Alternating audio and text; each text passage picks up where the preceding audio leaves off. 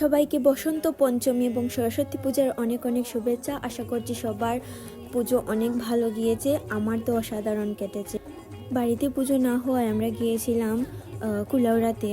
প্রথমে গিয়েছিলাম এনসি স্কুলে, তারপর গিয়েছিলাম ডিগ্রি কলেজে। আমার সাথে ছিল অন্না, বর্ষা, অন্তরা, পাইলি, উর্মি, স্মৃতি। তো আমরা এখানে যাচ্ছিলাম ডিগ্রি কলেজে। তো ডিগ্রি কলেজের ঠাকুর অনেক সুন্দর, তাদের ডেকোরেশন সিম্পলের মধ্যে অনেক অনেক সুন্দর ছিল। শাড়ি পরার অনেক ইচ্ছে ছিল কিন্তু পরতে পারিনি। গত বছর পরেছিলাম, কিন্তু শাড়ি পরাটা এবং শাড়ি সামলানোটা অনেকটাই টাফ।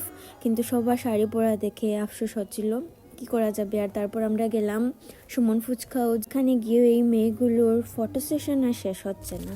তো তারপর খাবার খেয়ে গেলাম আমরা রেলওয়ে স্টেশন। সবাই বলছিল প্রতিদিন তো আর বাড়ি থেকে বেরোনো হয় না, তাহলে চলো যাই।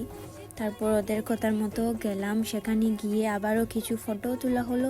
এরপর আর কোথাও যাওয়া হয়নি, বাড়ির উদ্দেশ্যে রওনা দিলাম। তো এটা হলো সিম্পলি শান্তি এর সিম্পল ব্লগ। আশা করি সবার অনেক বেশি সুন্দর কেটেছে সরস্বতী পূজা।